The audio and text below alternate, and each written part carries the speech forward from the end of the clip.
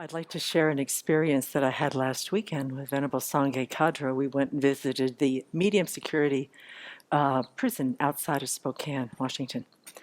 The Abbey community has been going down there to share the Dharma, 2006, 2005? Very, very early on after the Abbey was founded, we made a connection with the folks down there. And I think that because some of us, particularly venerable children, had been in communication with the incarcerated through letters over the years, that we had an opportunity for some of us to actually go and have one-on-one time with them and to share the Dharma. It became a yearly event, a number of times during the course of the years. And now we have two of our Sangha who are volunteers at this medium security prison, and then some of us get an opportunity to go down and share the Dharma. So last weekend, they celebrated what they consider to be a yearly celebration. It's called Buddha's Day or Buddhist Day, usually around these very, very auspicious days in Buddhism, where it's the Buddha's birth, his enlightenment, and his parinirvana. So the guys over the years have been able to acquire some Tibetan Buddhist implements and altar things and bowls and Buddha statues. Little by little, they've been able to put together quite a beautiful setting.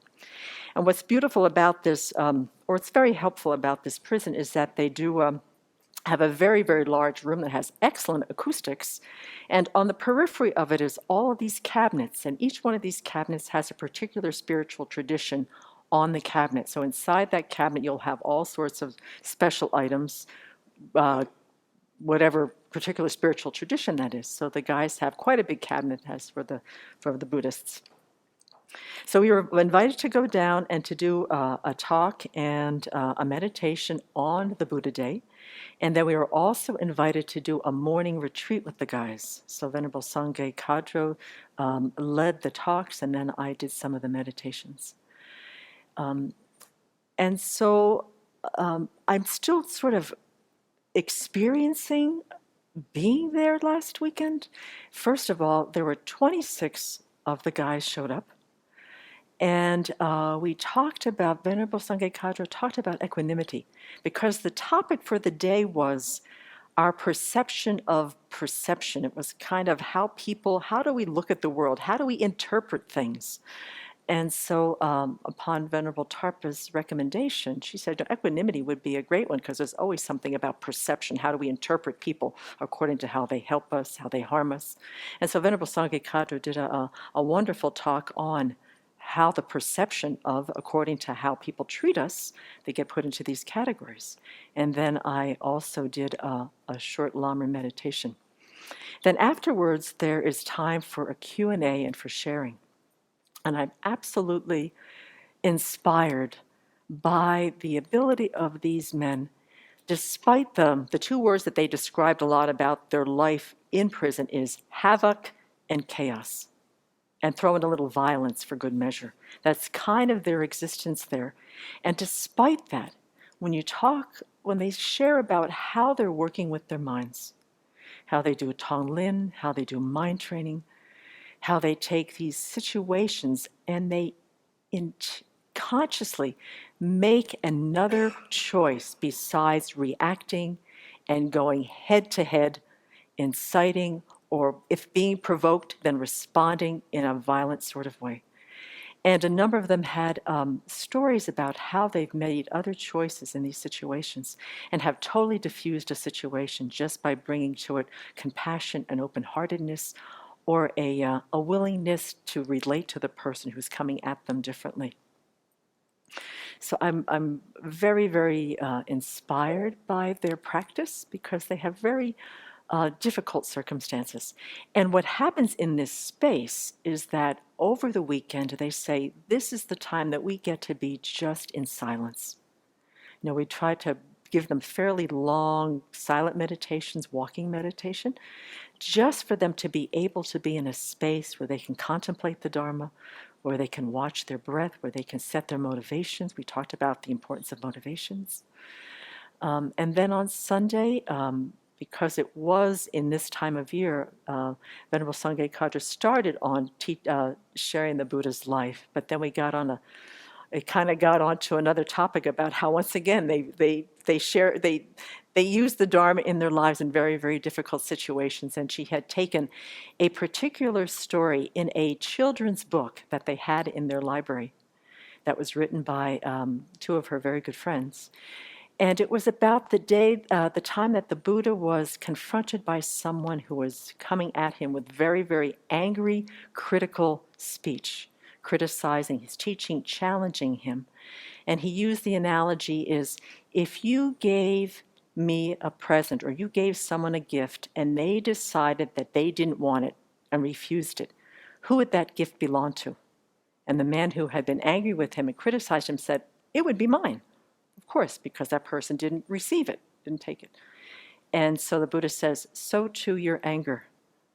I will not accept this gift, and therefore it is yours.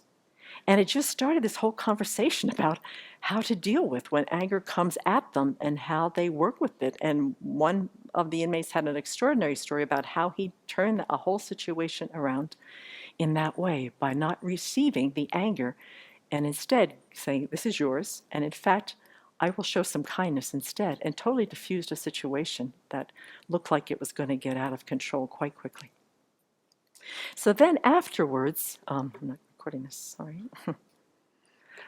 Afterwards, we were walking back at the end of the day, and I was speaking with Chaplain Luce, and he had informed us that either that day or the day before, there had been a riot in one of the prisons in Washington State.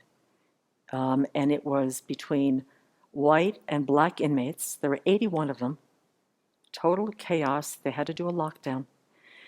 And he said, when I first came here, we had them.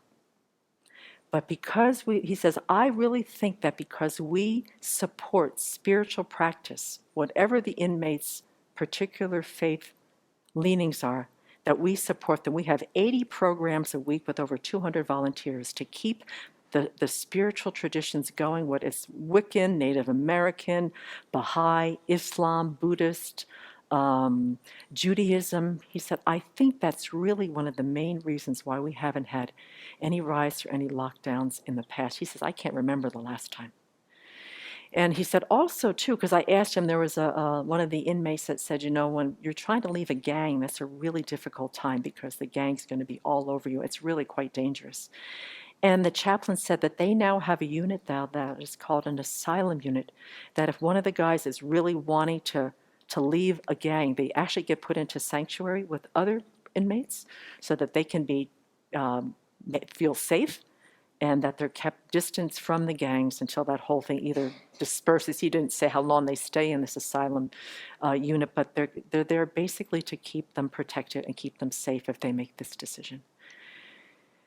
And so when I look at the big picture and I sit with these guys, I see willingness, I see courage, I see compassion, I see fortitude, and I see them also listening to others when they share. They really learn from each other as they tell their stories.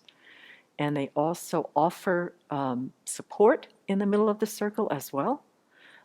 So I really am quite inspired, and it has done wonders for my practice. It brings my situation home, and I'm really inspired to continue to support going down there. I'd love to do another however many retreats. It seemed to be very helpful. And to really see that spiritual practice can really transform and give the mind an opportunity to transform itself rather than the habits, the fear, the anger taking over.